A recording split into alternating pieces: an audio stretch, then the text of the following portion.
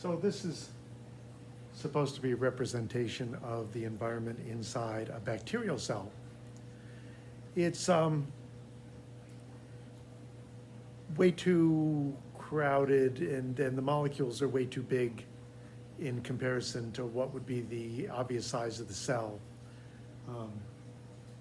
But it does give you an idea of how varied the shapes are. Here's your membrane. Here's markers on the membrane, on the cell wall. Bacterial cells have a wall. We don't. Here's the bacterial flagellum, which is a weird device that actually works like a wheel. Bunches of proteins, some carbohydrates, and the last thing on our list of molecules, the nucleic acids.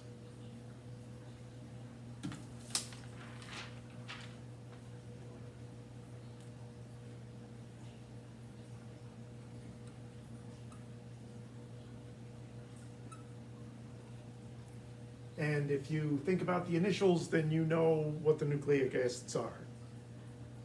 Blank Na, DNA, and one called RNA.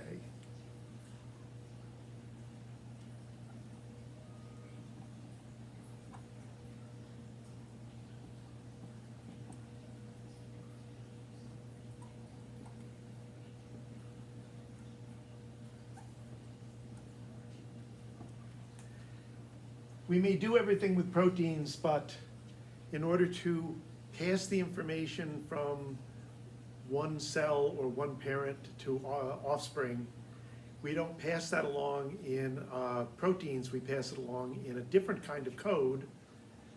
It's again a long sequential code that is useful if you're going to produce a long sequential molecule like a protein.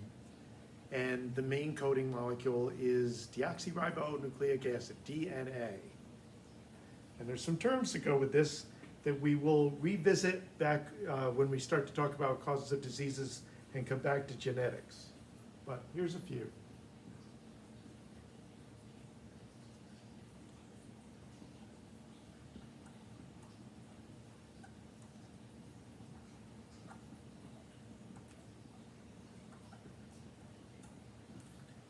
A gene is a code in your DNA, and you use that code, sorry, I don't know why, but I just bit my tongue. You use that code to make a specific type of protein. So for all the things we talked about, you have genes for specific enzymes, you have genes for specific carriers, you have genes for specific receptors. Your antibodies are made in a very weird way, and it's almost like you had a gene mix and match closet where you can take bits and pieces of sequence and put together on demand a molecule that will fit onto another molecule you've just been exposed to. Kind of an amazing ability that we have to do that. But it's all in the coding that's in us, in the nucleus of our cells, little bit in one of our chambers. And it gets copied and passed along. We have two sets. Because we are sexually reproducing organisms, our genes, we have two copies of each gene. They may not be exact copies, but they make the same sort of protein. And so you got two genes for insulin, you got two genes for collagen, you have two genes for, all the different proteins. One you got from your mother, one you got from your father. And, but you only send one of those on to your offspring. It mixes with another set from the other parent. We'll talk about that type of reproduction later on. But so you've got two possibly different codes for the same type of protein.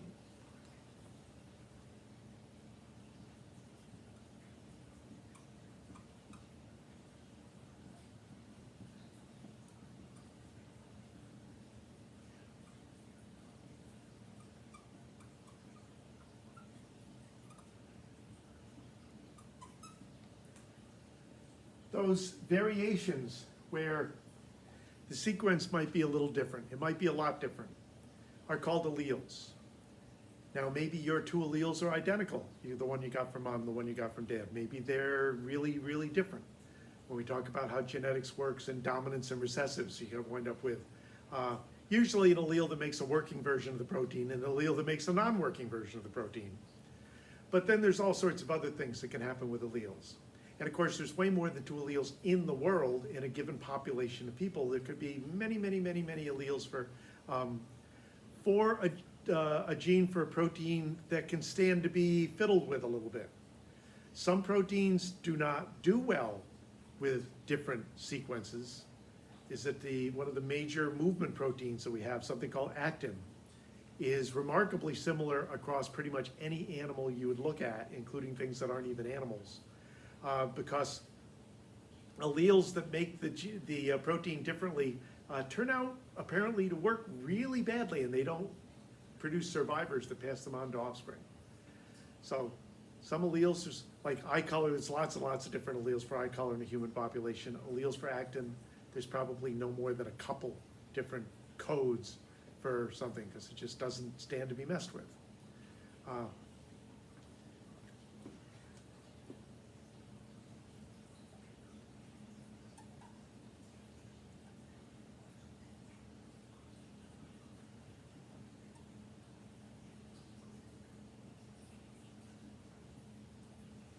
I'm trying to be as restrictive on terminology as I can get away with. I want to talk about how the code is a 3-to-1 code. There's 3 bits, they're called nucleotides, but there's got this long DNA sequence that's going to be eventually translated into a sequence of amino acids. Well, every 3 bits in the DNA code is used to make 1 amino acid.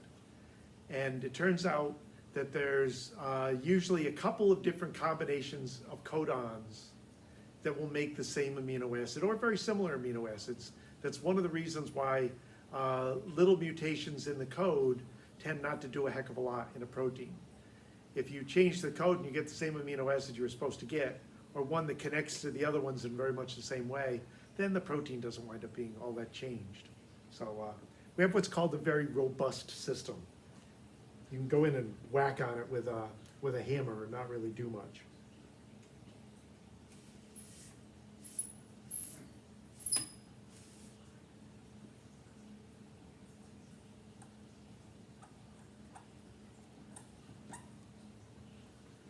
Chromosomes.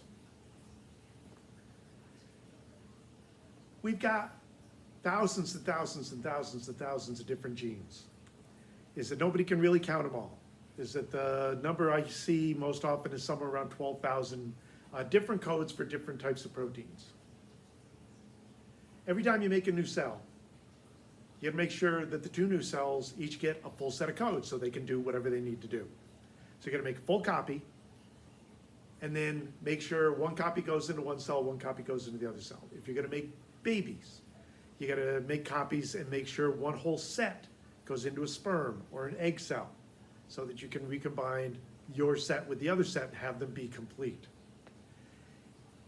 If all of your genes were separate, that means you'd have to copy and move around effectively thousands of little pieces of DNA.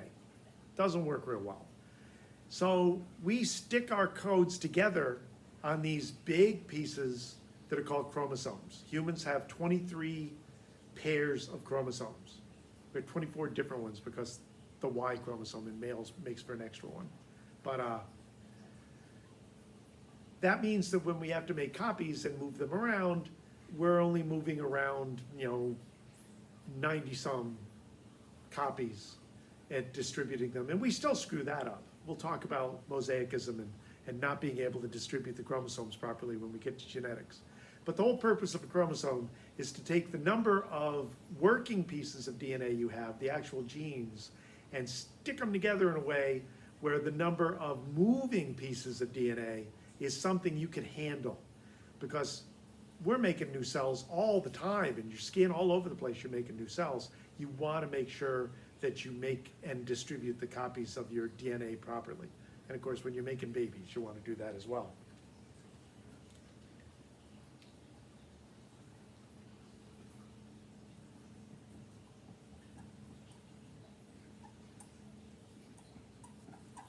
Here's a term that gets misused a lot. It wasn't really a well-known term outside of medical research and biological research until maybe 10 years ago. And once it gets out into the general knowledge, it tends to get really screwed up. Epigenetics is a very simple thing. I've got every possible gene in every cell in here. These are only using the genes that they need to use in order to be skin cells. In here, they're using the genes they need in order to be bone cells or cartilage cells or the cells that produce a fingernail, which are using a different gene for that than any other gene, any other cell in your body. So this used to be brown. Genes get activated and deactivated. They get turned on in some cells and turned off in other cells. They get turned on at certain times and turned off at certain times. That is epigenetics. It's our ability to control which genes are working and which genes aren't working. And we don't have conscious control over it. There's people that sell all sorts of crappy stuff like that. Dip into your epigenetics and make this happen through the power of your mind. It doesn't work. But the idea that your genes turn on and off all the time is a really powerful one. And in fact, when you get cancer, it's because a bunch of genes that were not supposed to be active become active. And, or a gene that was supposed to be active gets deactivated. And that is one of the major causes of cancer. Unfortunately, there's a whole slew of different genes that can work on. So it's not like there's one thing you can go after to keep it from happening. But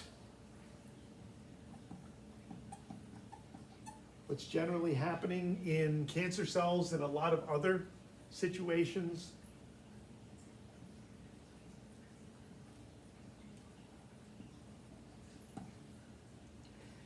anything that alters your DNA from what it's supposed to be is a mutation.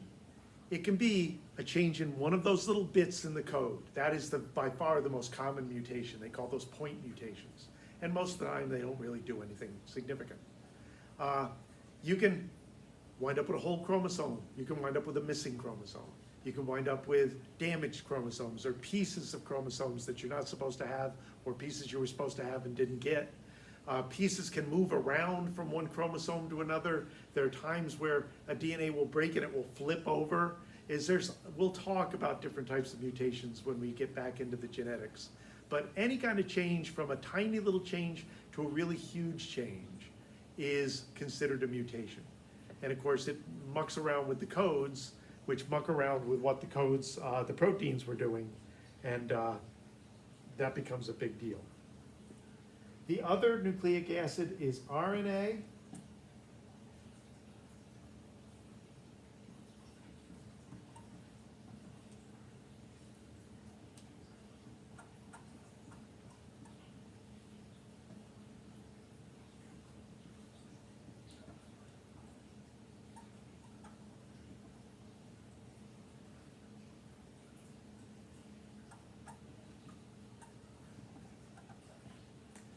So you got the code. You got a code, you got to make a gene. You're going to make the protein, you got to make a protein, not a gene. You're going to make the protein outside of the nucleus. Nucleus is a little special chamber in your cells we'll talk about where your DNA is stored and is processed, but that isn't where it gets used to make proteins. That happens outside, and the DNA can't leave.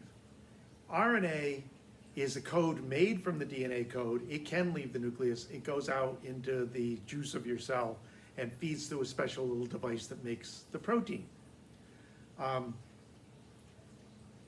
Some viruses just use RNA. It kind of fits itself into the middle part of the processing.